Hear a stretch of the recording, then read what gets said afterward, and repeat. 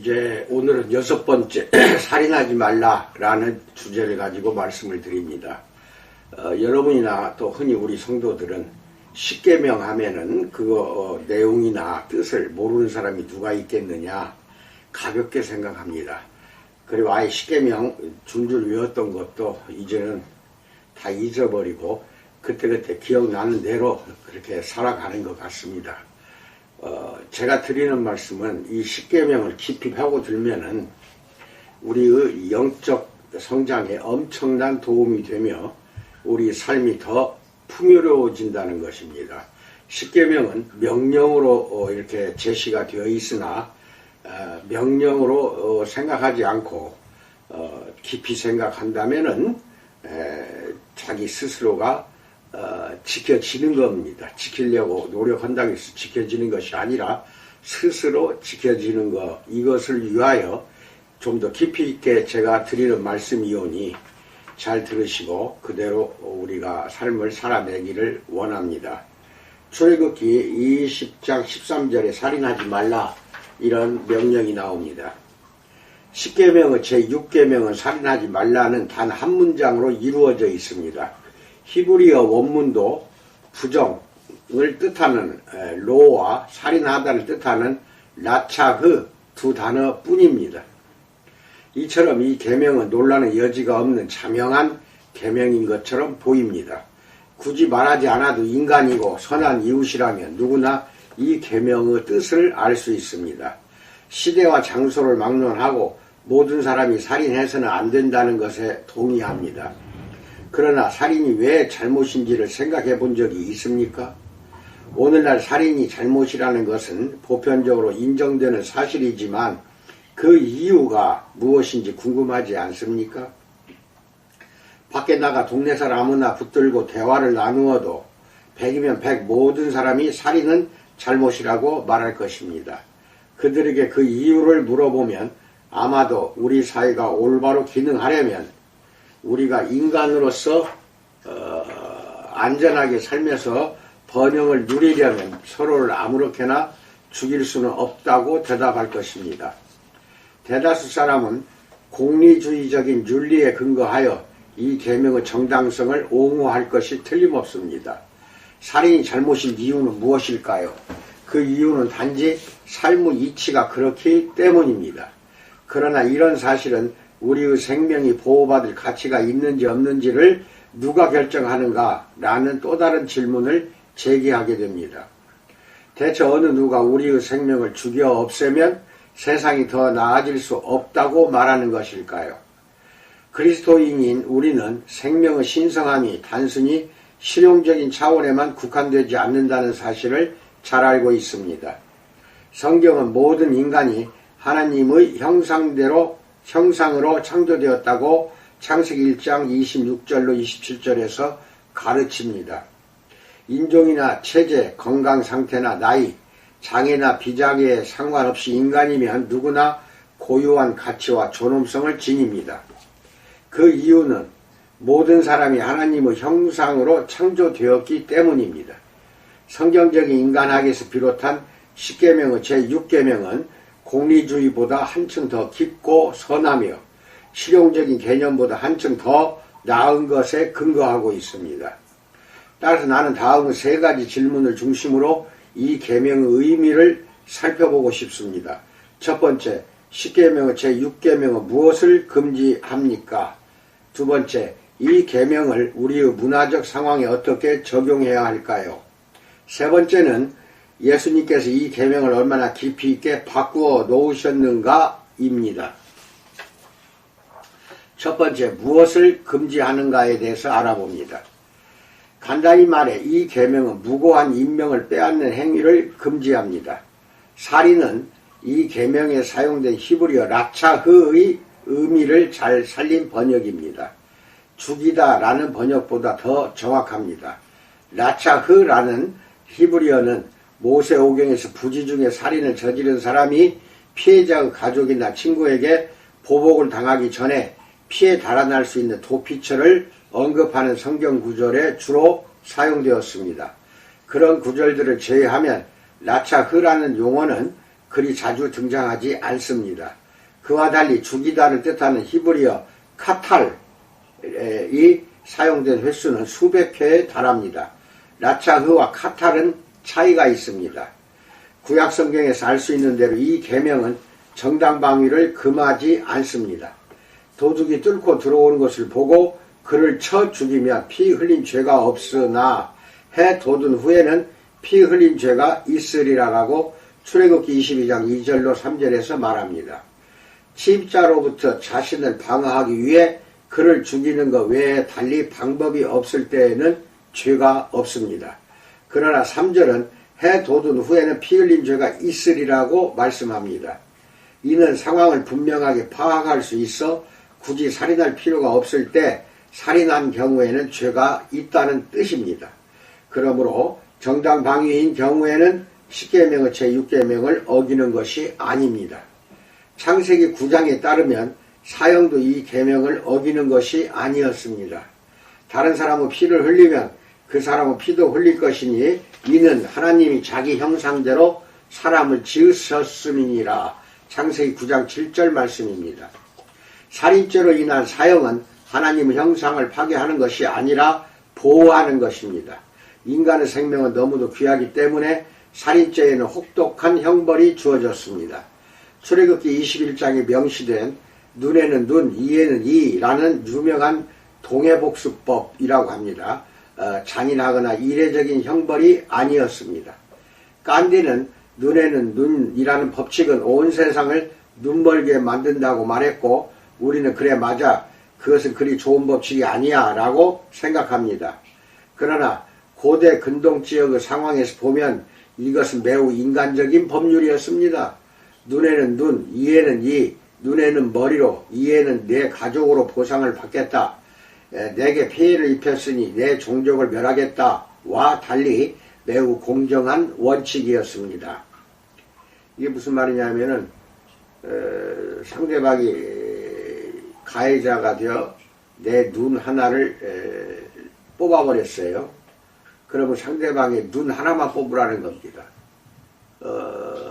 상대방이 나를 쳐서 눈 하나를 실명했어요. 그러면 바로 상대방의 눈이 아니라 죽여버리는 경우도 있지 않습니까? 그러니까 눈에는 눈, 이에는 이로 그치라는 뜻입니다. 내게 피해를 입혔으니 내 종족을 멸하겠다와 달리 매우 공정한 원칙이라는 것입니다. 이 법칙은 형벌이 범죄보다 과도하지 않고 거기에 합당해야 한다는 선례를 세웠던 것입니다. 생명에는 생명으로 갚을 뿐 그 이상도 그 이하도 아니라는 것입니다. 로마서 13장에도 이와 똑같은 원리가 발견됩니다. 정부 관리들은 선을 베풀고 하나님의 진노하심에 따라 악을 행하는 자들에게 보응하기 위해 세우심을 받은 그분의 종들입니다. 4절 로마 13장 4절. 따라서 사형은 10계명의 제4계명을 어기는 죄로 간주되지 않았습니다. 특정한 상황에서는 전쟁도 마찬가지였습니다. 언제나 평화가 중요하지만 평화를 지키기 위해 전쟁이 필요할 때도 있습니다. 구약성경은 전쟁을 금하지 않았습니다. 하나님은 이스라엘 백성을 전쟁터에 내보내셨고 스스로 그들을 위해 싸우셨습니다. 정부 권력은 무고한 사람들을 보호하고 하나님의 진노하심을 대신 베푸는 대행기관입니다. 로마서 13장 읽으세요. 잘 알다시피 예수님은 백부장에게 가서 더 이상 죄를 짓지 말라. 나를 따라오려거든 로마 군대의 백부장이란 직위를 버려라 라고 말씀하지 않으셨습니다. 사도행전에 등장하는 고넬료는 하나님을 경외하는 사람으로 일컬어졌습니다. 세례 요한도 어떤 군인들이 찾아와서 회개하려면 무엇을 해야 하느냐고 물었을 때 악한 로마 군대를 떠나라. 군인이면서 동시에 하나님의 백성이 될 수 없다 라고 말하지 않고 비록 로마 군대처럼 종종 불의한 일을 저질렀던 군대에 몸담고 있을지라도 사람들을 위협하거나 거짓으로 죄를 뒤집어 씌워 돈을 강탈하지 말고 정직하고 명예로운 군인이 되라고 누가복음 3장 14절에서 가르쳤습니다. 이처럼 10계명의 제6계명은 정당방위, 사형, 의로운 전쟁을 금지하지 않았습니다. 그러나 이 계명은 계획적이고 고의적인 살인은 금지했습니다. 예컨대 레위인은 첩을 살해한 것이나 포도원을 뺏기 위해 나봇을 살해한 것과 같은 행위가 여기에 해당됩니다. 또한 이 계명은 계획적이지는 않지만 고의나 과실에 의한 살인도 아울러 금지합니다. 음주운전으로 사람을 죽이는 행위처럼 누군가를 죽이려는 의도는 없었지만 부주의한 잘못으로 다른 사람을 사망에 이르게 하는 행위가 후자에 해당됩니다. 이스라엘의 율법은 우발적인 살인과 증오심에 의한 고의적 살인을 구별한 것이 신명기 19장 1절로 13절에 나옵니다. 구약의 율법이 살인의 의도성을 고려한 것은 매우 지혜로운 일이었습니다. 그러나 십계명의 제6계명은 부주의에 의한 살인을 명백하게 금지했습니다. 출애굽기 21장 28절로 29절 네가 새 집을 지을 때에 지붕에 난간을 만들어 사람이 떨어지지 않게 하라. 그 피가 내 집에 돌아갈까 하노라. 이것은 신명기 22장 8절입니다. 소가 남자나 여자를 받아서 죽이면 그 소는 반드시 돌로 쳐서 죽일 것이요 그 고기는 먹지 말 것이며 임자는 형벌을 면하려니와 소가 본래 받는 버릇이 있고 그 임자는 그로 말미암아 경고를 받았으되 단속하지 아니하며 남녀를 막론하고 받아 죽이면 그 소는 돌로 쳐 죽일 것이고 임자도 죽일 것이며 이것이 출애굽기 21장 28절로 29절입니다. 언뜻 생각하면 이 율법은 조금 낯설게 느껴집니다. 우리는 산책을 나갔을 때 소가 달려들까 봐 걱정하지도 않고 지붕에 난간을 설치하는 것을 걱정할 필요도 없습니다. 그러나 우리에게는 움푹 들어간 웅덩이에 울타리를 두를 것을 요구하는 법률이 있습니다. 우리도 이스라엘 백성이 소나 지붕으로부터 사람들을 보호해야 했던 것처럼 사람들이 웅덩이에 빠지지 않도록 보호해야 할 의무가 있습니다. 당시의 사람들은 저녁에 서늘함을 즐기기 위해 지붕에 올라갔습니다. 그들에게 지붕은 부가적인 생활 공간이었습니다. 하나님의 의도는 이웃 안전에 관심을 기울여야 한다는 것이었습니다. 당신이 지붕에서 떨어졌으니 당신 잘못이요 라고 말하는 것은 옳지 않았습니다. 하나님은 이스라엘 백성에게 이웃의 안위를 고려해 지붕에 난간을 설치하라고 명령하셨습니다. 소도 그와 비슷한 경우였습니다. 소가 미쳐 날뛰다가 사람을 받아 죽이는 것은 사고였습니다. 그러나 소유주가 소가 사람들을 받는 습성이 있다는 것을 사전에 알고도 그렇게 하도록 방치해서 누군가가 목숨을 잃게 된다면 이웃 안전을 고려하지 않은 채로 사형을 당해야 했습니다. 이처럼 십계명의 제6계명은 잔혹하고 계획적인 살인을 금지하는 데서 멈추지 않습니다. 이 계명은 직접적인 행위나 과실과 부주의에 의한 행위로 무고한 사람이 희생되는 경우 모두를 금지합니다. 이것이 첫 번째 질문에 대한 답변입니다. 두 번째, 어떻게 적용해야 하는가에 대해서 알아봅니다.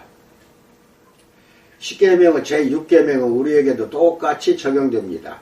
우리도 고의적인 살인이든 우발적인 살인이든 모든 형태의 살인에 관심을 기울입니다.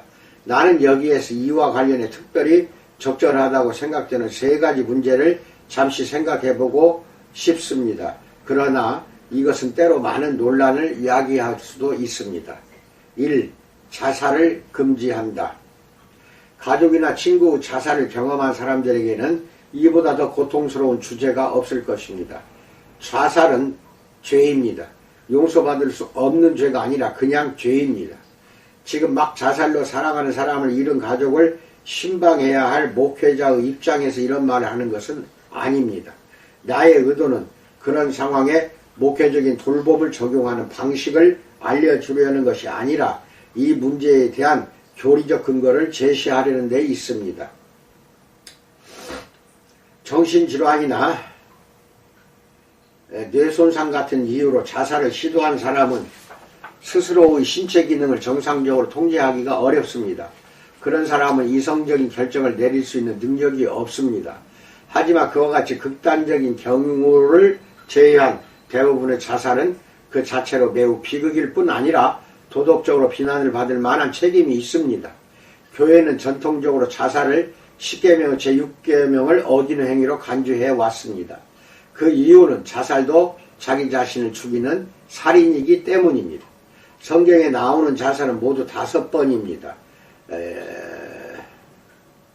사사기 9장 50절로 57절, 사무엘상 31장 1절로 7절, 사무엘하 17장 23절, 열왕기상 16장 15절로 19절, 마태복음 27장 3절로 10절을 읽어보세요.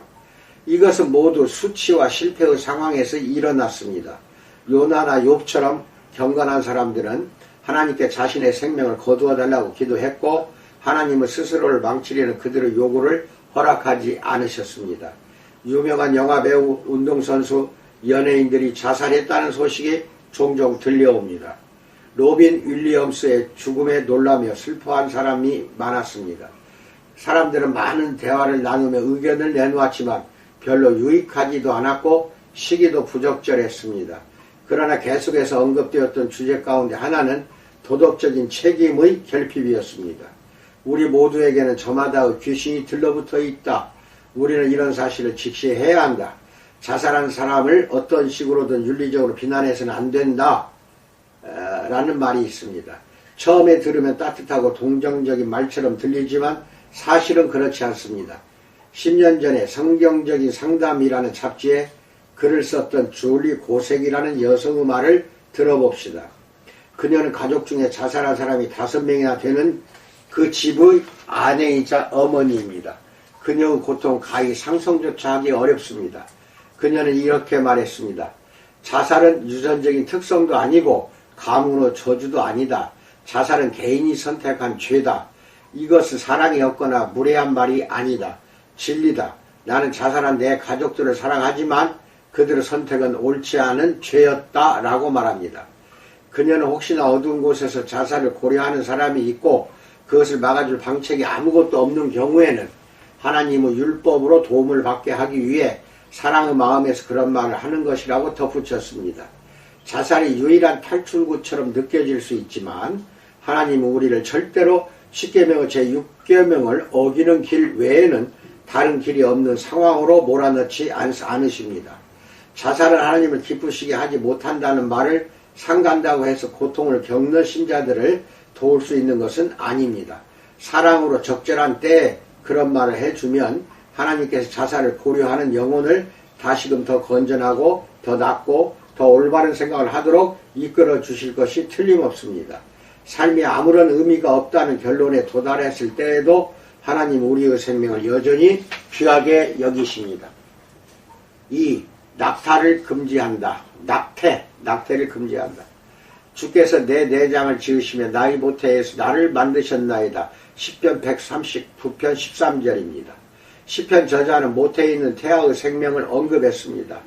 앞에서 눈에는 눈이라는 율법을 출애굽기 21장 24절에서 언급했습니다. 문맥에 따르면 이 율법은 여인의 태아를 상하게 한 행위와 관련됩니다. 그런 행위와 형벌이 주어지는 이유는 태아를 엄연한 생명체로 간주했기 때문입니다. 교회는 최근까지 낙태를 반대해 왔습니다. 12사도 교훈집 즉 디다케는 낙태로 태아를 죽이거나 갓 태어난 아이를 죽이지 말라고 가르쳤습니다. 둘 다 고대사에서 흔히 저질러졌던 행위였습니다. 이것은 어린아이들은 귀중하고 보호받아야 한다는 유대 기독교적인 세계관에 입각한 가르침이었습니다. 칼빈은 출애굽기 21장 22절에서 25절을 주석하면서 이렇게 말했습니다. 태아는 비록 모태 안에 들어있을지라도 엄연한 인간이다. 태아에게서 미처 누리지 못한 생명을 빼앗는 것은 사악한 범죄다. 집은 인간에게 가장 안전한 피난처이기 때문에 들에서보다 집 안에서 사람을 죽이는 것이 더 끔찍한 범죄에 해당할 것이다. 그와 마찬가지로 빛을 보기도 전에 모태 안에 있는 태아를 죽이는 것도 한층 더 잔혹한 행위로 간주해야 마땅하다라고 말합니다. 생명은 임신과 함께 시작합니다. 이것은 과학적인 사실입니다. 어떤 발생학 서적을 보더라도 인간의 생명이 임신을 통해 생식세포가 결합하는 순간에 시작된다고 되어 있습니다. 인간은 누구든 그 본래의 생명체로부터 형성된 것입니다. 우리는 그 생명체와 조금도 다르지 않습니다. 그것이 곧 우리입니다. 모태 속에 있는 생명을 없애는 것이 적절하다고 생각하려면 사람의 인격이 생물학적인 생명이 시작될 때와는 다른 때에 형성되기 시작했다고 생각해야 합니다. 그러나 성경은 영혼과 육체가 유기적으로 깊이 연결되어 있기 때문에 생물학적인 생명이 시작되는 순간부터 인격도 함께 시작된다고 전제합니다. 고대의 이단인 영지주의는 영혼과 육체가 유기적으로 결합되어 존재하지 않는다는 이원론을 주장하면서 영혼이 육체에 갇혀있기 때문에 육체로부터의 해방을 필요로 한다고 가르쳤습니다. 그러나 성경적인 인간학은 영혼과 육체는 서로 구별되지만 유기적으로 긴밀하게 결합되어 있다고 가르칩니다. 생물학적인 생명이 시작되는 순간부터 하나님을 영화롭게 하기 위해 그분의 형상으로 창조된 인간, 곧 마땅히 보호받을 가치와 권리가 있는 인격체가 존재합니다. 3. 안락사를 금지한다. 이른바 조력자살에 관한 법률이 한국과 미국과 서구 사회에 많은 논란을 불러일으키고 있습니다. 법의학 전문가들은 이 법률이 많은 문제를 안고 있다고 지적합니다. 이 법률 가운데 일부는 가족에게 고지해야 할 의무를 요구하지 않고 어떤 의사가 진단을 내려야 하는지도 구체적으로 밝히지 않을 뿐 아니라 심지어 환자 스스로가 동네 약국에서 약을 사먹고 목숨을 끊는 것을 허용하기까지 하고 의사들이 치료 불가능하다는 진단을 잘못 내리는 경우에 대해서도 아무런 규정을 제시하지 않습니다. 이 법률이 안고 있는 윤리적인 문제들도 만만치 않기는 마찬가지입니다. 병자나 노인의 안락사는 부추기면서 어떻게 10대 청소년과 젊은이들의 자살을 막으려는 것인가? 그와 반대로 고등학교에 가보면 자살을 거부하지 말라거나 자살을 생각하는가? 여기 방법이 있다는 식의 게시물을 종종 볼 수 있습니다. 인터넷에도 많이 돌아다닙니다. 학생들에게는 그렇게 말하면서 어떻게 노인들에게는 다른 말을 할 수 있겠습니까? 우리는 무고한 모든 생명을 보호하고 보존하기 위해 최선의 노력을 다해야 합니다. 동정심을 모호하게 정의한 개념으로 우리의 생각을 흐리게 만들어서는 안 됩니다. 치료를 종결하는 것과 생명을 종결하는 것은 엄연히 다릅니다. 때로 사람들은 나는 호흡기를 착용하고 싶지 않소, 기계가 나를 대신해서 내 삶을 사는 것을 원하지 않소 라는 식으로 자살을 자랑삼아 떠올립니다. 안락사에 관한 법률은 그런 경우와는 아무런 상관이 없습니다. 나의 할아버지는 2년 전에 90세의 나이로 세상을 떠나셨다. 미국 어느 목사 이야기입니다. 세상을 떠날 때가 되자 할아버지의 기력이 급격히 쇠했다. 할아버지는 요양병원에서 저희가 시도할 수 있는 방법이 몇 가지 있습니다. 먼저 어르신을 억지로라도 자리에서 일어나 움직이게 만들어 좀 더 치료할 수 있습니다. 그러면 너댓 달 동안 더 사실 수 있을 겁니다.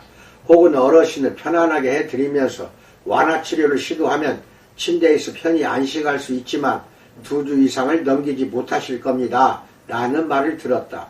할아버지는 내 나이가 90이요. 살 만큼 충분히 살았소이다. 이제 안식하고 싶소. 내 생명을 너댓 달 더 연장하기 위해 그런 일을 하고 싶진 않아요. 라고 말씀하셨다. 우리 중에는 이런 식의 결정을 내려야 할 사람이 많습니다. 그리고 그런 결정을 내려야 했던 사랑하는 사람들을 알고 있습니다. 그들의 결정은 잘못이 아닙니다. 할아버지는 생명을 끊는 것이 아니라 치료를 중단하는 것을 선택했을 뿐입니다. 자살한 것이 아니에요. 안락사가 아니라는 것입니다. 안락사에 관한 법률은 대다수 사람이 예상하지 못하는 결과들을 초래합니다. 네덜란드는 안락사를 허용한 최초의 나라입니다. 시간이 지나면서 그들은 자발적인 선택이 비자발적인 선택으로 바뀌는 것을 목격했습니다. 조력자살이 생명을 끊을 수 있는 방법 가운데 하나로 용인되자 보험회사들은 고객님의 생명을 6개월이나 1년 더 연장하는 치료를 위해 비용을 댈 생각이 없습니다. 이 알약을 복용하고 생을 마감하세요. 라는 식으로 말하기 시작했습니다. 환자가 보험회사와 국가와 가족에게 부담스러운 짐으로 변한 것입니다. 그 결과 네덜란드에서는 환자 자신이 아닌 환자의 가족들이 조력자살을 점점 더 많이 요구하게 되었습니다. 네덜란드가 나치의 점령 아래 있을 당시의 네덜란드 의사들은 노인과 위독한 환자들을 죽게 방치하는 하라는 나치의 명령에 복종하기를 거부했습니다. 그런데 2001년이 되자 네덜란드는 의사의 도움에 의한 자살을 법적으로 인정한 최초의 나라가 되었습니다. 말콤 머거리지가 지적한 대로 전쟁 범죄가 고작 한 세대 만에 동정심의 행위로 바뀌었다. 연약한 자들을 보살피는 사람에게 복이 있다. 라고 10편 41편 1절 참조하세요. 말하고 있습니다. 인간의 생명은 모두 소중합니다. 태어나지 않은 생명도, 특별한 장애를 앓고 있는 아이들의 생명도, 늙은 부모의 생명도 모두 소중합니다. 심지어 치매를 앓는 탓에 아무것도 기억하지 못하는 노인들도 여전히 하나님의 형상으로 창조된 인간입니다. 언어 장애가 있는 어린 아이나 부모 휠체어 신세를 지고 있는 사람들, 다른 사람이나 의사에게 전적으로 의존하는 사람들도 모두 소중하기는 마찬가지입니다. 하나님은 모든 생명을 귀하게 여기십니다. 눈을 크게 뜨면 모세 율법의 동해복수법처럼 이해하기 어려운 성경 본문에서도 그런 사실을 분명하게 확인할 수 있습니다. 하나님의 형상은 물론 성육신 사건에도 그런 사실이 명백하게 드러나 있습니다. 우리 자신과 우리의 자녀들과 부모들의 생명을 보호하고 존중하며 감사합시다. 십계명 제6계명은 우리에게 생명을 보호하라고 명령합니다. 네 번째, 예수님을 바라보라에 대해서 알아봅니다. 마지막으로 문화적인 분석에서 마음의 분석으로 초점을 옮겨서 모든 논의를 마무리하고 싶습니다. 예수님은 산상설교에서 십계명의 제6계명을 더욱 깊이 있게 바꾸어 놓음으로써 그 참된 의미를 이해할 수 있게 하셨습니다. 이 계명은 살인이라는 잔혹한 행위만을 금지하지 않습니다. 이 계명의 범위 안에는 마음의 의도와 감정까지 포함됩니다. 마태복음 5장 21절로 26절 찾으세요. 실제로 살인을 저지르지 않았더라도 분노나 복수심이나 악담이나 욕설이나 노기를 자제하지 못한다면 하나님의 진노를 피하기 어렵습니다. 데이비드 폴리슨의 굿 앤 앵그리에 보면 당신의 심각한 분노 장애가 있는가? 라는 제목을 붙인 장이 있습니다. 그 장은 매우 기발합니다. 왜냐하면 장의 내용이 그렇다 라는 한마디 뿐이기 때문입니다. 맞는 말입니다. 우리는 모두 분노 장애를 앓고 있습니다. 분노를 통제하지 못하면 지옥에 갈 수도 있습니다. 예수님이 분노에 관해 말씀하신 내용은 그것이 전부가 아닙니다. 그분은 두 가지 비유를 가르치셨습니다. 하나는 성전에 가는 사람의 비유이고 다른 하나는 법정에 가는 사람의 비유입니다. 두 경우 모두 다른 사람을 분노하게 만든 일에 관한 것입니다. 예수님은 분노가 매우 심각한 문제이기 때문에 우리가 마음에 품은 분노도 신속히 없애야 하고 다른 사람의 마음에 있는 분노도 신속히 가라앉혀 주거나 분노를 일으키지 않도록 조심해야 한다고 가르치셨습니다. 십계명의 제6계명은 단지 물리적인 살인이나 마음으로 저지르는 살인을 금지하는 데 그치지 않고 화해를 시도하라고 적극적으로 명령합니다. 예수님은 또한 산상설교에서 원수를 사랑하고 우리를 박해하는 사람들을 위해 기도하라고 가르치셨습니다. 정치에서는 흔히 사회인구학 범주라는 것을 중시합니다. 모든 사람은 제각기 하나의 범주에 속합니다. 예를 들면 백인 복음주의자, 아프리카계 미국인, 아시아계 미국인, 교육받지 못한 사람들, 노동계층, 상위 1% 등입니다. 모든 사람이 저마다의 범주에 속해 있습니다. 예수님은 만일 우리를 사랑하고 우리처럼 옷을 입고 우리가 하는 일을 응원하고 우리가 투표하는 사람들을 투표하는 사람들만 사랑한다면 그것은 조금도 어렵지 않은 일이라고 말씀하셨습니다. 누구나 다 그렇게 합니다. 원수를 어떻게 대하는가요? 나를 해롭게 하는 사람들을 어떻게 대하는가요? 나를 이해하지 못하는 사람들을 어떻게 대하는가요? 하이델베르크 요리문답은 예수님께서 시기와 분노와 증오심을 버리고 이웃을 나 자신과 같이 사랑하며 인내와 화평과 온유함과 자비와 친절로 그들을 대하라고 명령하셨다라고 말합니다. 예수님께서 마태복음 5장 26절에서 뭐라고 말씀하셨는지 아십니까? 그분은 분노에 사로잡혀 어리석은 일을 저지르면 한 푼이라도 남김이 없이 다 갖기 전에는 결코 거기서 나오지 못하리라고 말씀하셨습니다. 우리의 분노가 담긴 잔을 고집스럽게 쏟아내면 또 다른 분노의 잔을 들이켜야 합니다. 예수님은 우리가 잘 지키고 있다고 생각하는 계명을 우리가 실제로 얼마나 잘못 지키고 있는지 보여주는 능력이 뛰어나십니다. 과연 누가 의로운 분노를 품을 수 있을까요? 의로운 분노가 있기는 하지만 우리의 분노는 대부분 그런 분노와는 거리가 멉니다. 우리는 배우자에게 말할 때도 그릇된 분노를 드러낼 때가 많고 속으로 다른 사람을 은밀히 비난할 때도 많습니다.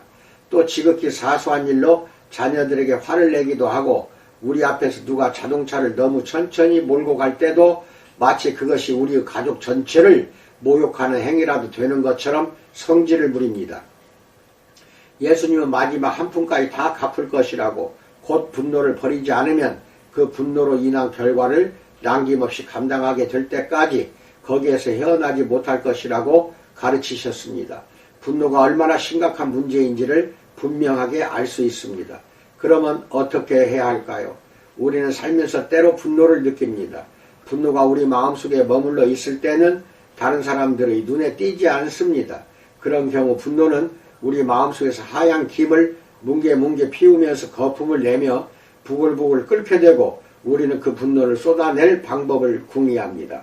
그런 때에는 어떻게 해야 할까요? 그런 때에는 겟세마네 동산으로 눈을 돌려서 분노자는 눈앞에 두셨던 예수님을 바라봐야 합니다. 그분은 십자가의 죽음을 앞두고 마태복음 26장 39절 내 아버지여 만일 할만하시거든 이 잔을 내게서 지나가게 하옵소서 그러나 나의 원대로 마시옵고 아버지의 원대로 하옵소서라고 기도하셨습니다. 그 잔은 무슨 잔이었습니까? 그것은 우리의 분노가 담긴 잔이 아니라 우리와 같은 죄인들에 대한 하나님의 분노가 담긴 잔이었습니다. 그것은 의롭지도 않고 거룩하지도 않은 분노를 너무나도 자주 드러내는 우리 같은 사람들에 대한 하나님의 완전하고 의로운 분노가 담긴 잔이었습니다. 예수님은 아버지여 만일 이 일밖에 없다면 기꺼이 받아들이겠습니다 라고 말씀하셨습니다. 우리가 마셔야 마땅한 잔인데 예수님께서 대신 들이키셨습니다. 하나님의 계명을 단 한 가지도 어기지 않고 심지어 마음속으로조차 살인을 저지른 적이 단 한 번도 없는 사람은 오직 주님 한 분밖에 없습니다. 그런 주님이 우리 같은 분노의 살인자들을 위해 대신 살해되셨습니다. 우리는 서로에게 분노의 잔을 쏟아붓지만 예수님은 우리를 위해 그 잔을 마시었습니다. 이상입니다. 십계명 제가 말씀드린 거 하나하나마다 좀 더 깊이 있게 생각해 보고자 해서 이 영상을 여러분에게 보여드리는 것이니 잘 이해하고 적용하시기 바랍니다. 과제를 드립니다. 질문과 적용. 1. 십계명의 제6계명은 살인하지 말라 출애굽기 20장 13절에서 한마디뿐이다. 비록 한마디에 불과하지만 그 안에는 많은 것이 함축되어 있다. 다음의 질문을 생각해보라. 정당방위에 의한 살인은 십계명의 제6계명에 어떻게 부합하는가? 십계명의 제6계명은 사형제도와 관련해 어떤 의미를 지니는가? 이 설교를 듣고 나서 자신의 신념에 어떤 변화가 일어났는가? 2. 자살에 대한 성경의 가르침은 무엇인가? 복음은 사랑하는 일을 자살로 떠나 보낸 사람들에게 어떤 위로와 소망을 주는가? 3.